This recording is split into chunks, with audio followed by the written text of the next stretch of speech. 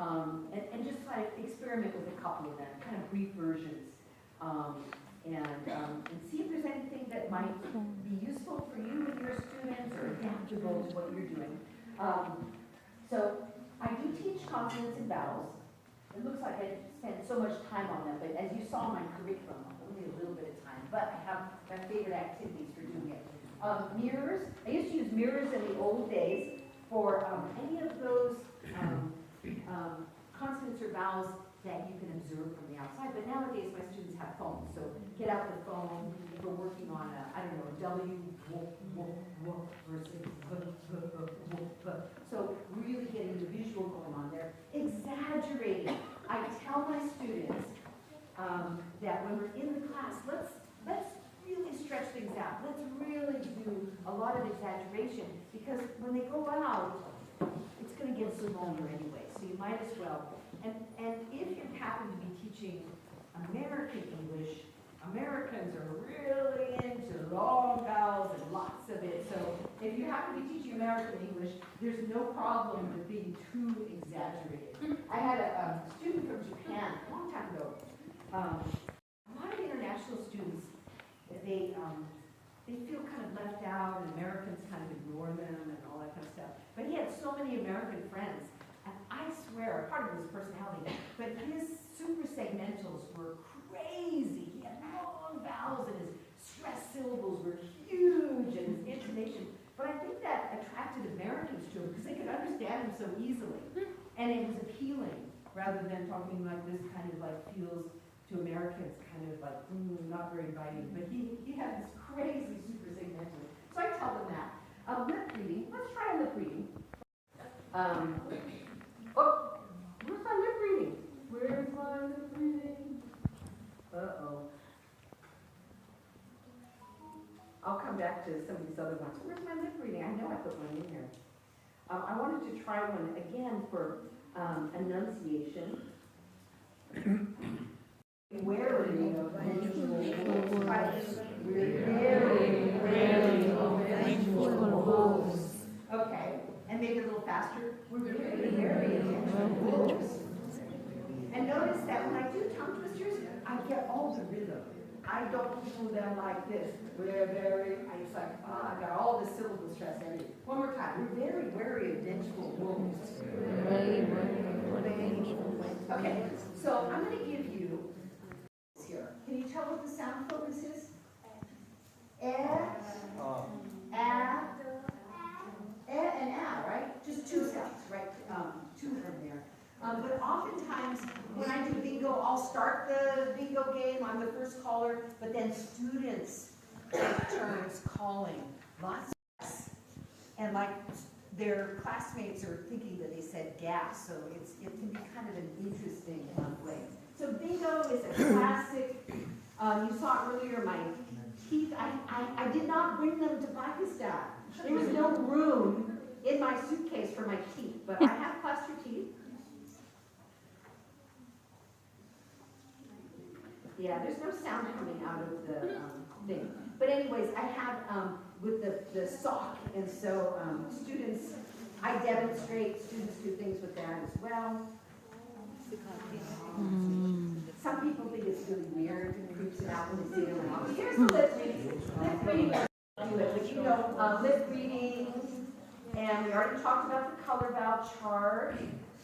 I'm going to skip that. My other amazing colleague, Nancy Elliott, created a whole analogy for teaching vowels, treating them like buildings and elevators today. So I think we're going to fast forward to,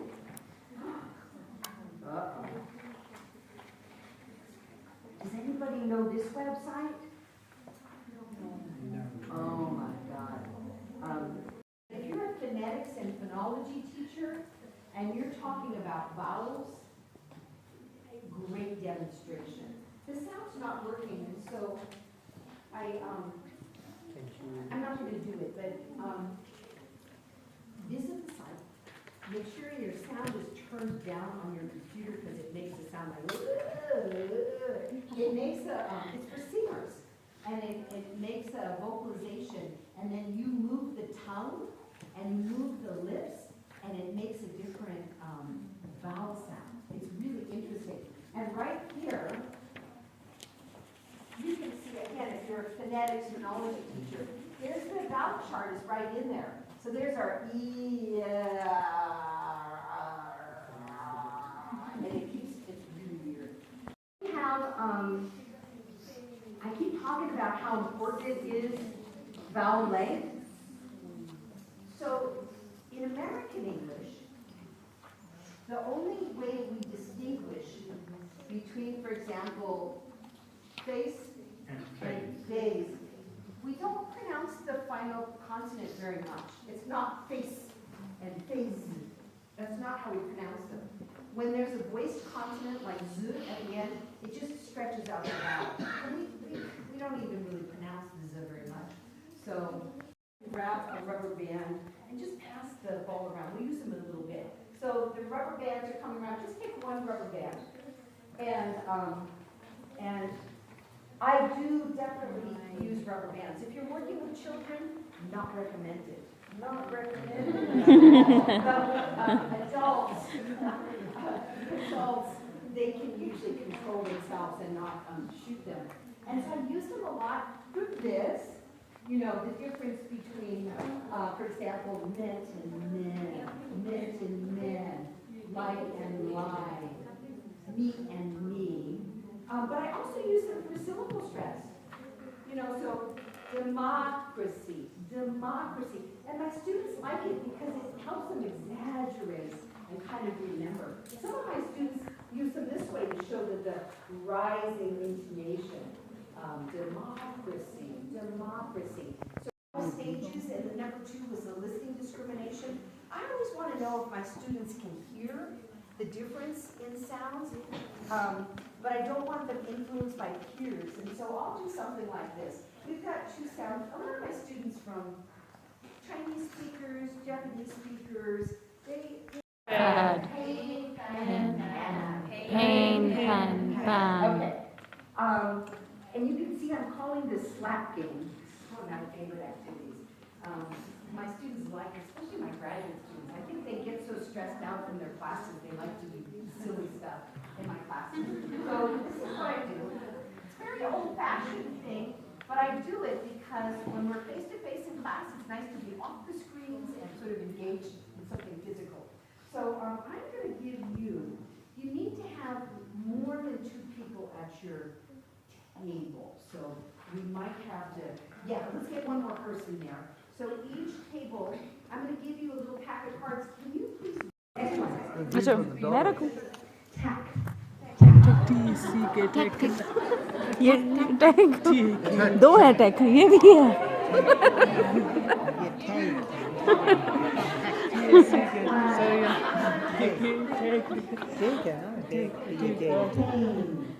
pen ये 2 pen है उन्होंने जो कहा Next one. हाँ लिखने तो वही है लेकिन टिक तो है ही ठीक हमारे वाले में है नहीं टैट है ठीक है ना क्या क्या pen I have written the pen where is the pen मैंने तो पेन लिखना था no pen पेन चेक करें ये सबने अलग अलग लेना था जिसने जो उठाने थे उसने रखने थे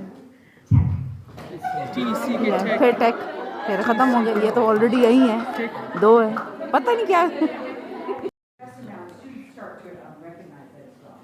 So lots and lots of really fun and cool things to do. Here's an example of like actually making students stand up. Let's do it. A little exercise before a break. Yeah, I don't know how to make sound happening. he has a chick in his hand Maybe I just need to tell the computer to talk nicely to them. And so I think it's kind of weird, but I like it. But like some of my colleagues have kind of adapted it for their own classes. But it's really good if you're someone who's working on super segmentals yourself, you might enjoy his approach and then maybe borrow something for your classroom. Let's see. now I'm getting No, sound what is the sound? here. Hang on, let's see. Careful.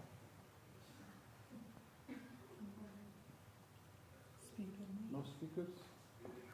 Yeah. That's very cool. Cool. That's cool. Nice.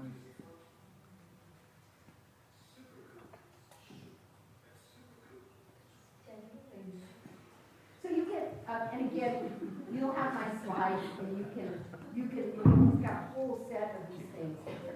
But it's all about stress, and it's American English, but it really kind of gets that rhythm kind of physically in students. So anyways, he's quite entertaining to every stressed word, which are nouns, main verbs, adjectives, they're always going to get stressed. And all those other function words don't get their own stress. And so we clap on the stress words. Follow me, everybody. Cat, chase, mice. Cat, mice. One more time. Cat, chase, mice. Okay, number 2. Cat, chase, mice. And if I don't have I only use softballs, not hardball in the classroom. That would be dangerous. But if I don't have, I'll crumple up a piece of paper. In fact, I really do that right now. Let's see if I've got a piece of paper. Something like this. Again, doing it with stress or intonation. It could be, let's see.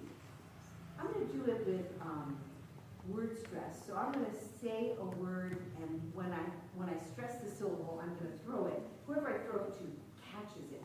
And then you say another word, and then stress it on. You can do it with longer sentences, a little bit simple. It's kind of like, I can't throw it too far, but I'm going to try. Okay. Ready? Democracy. Okay, go take someone else on and say any word you want. Yes. Okay. Demolish.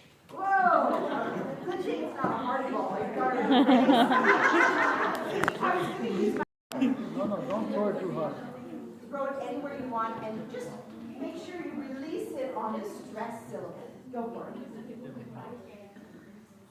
Presentation. Wait, what was that again?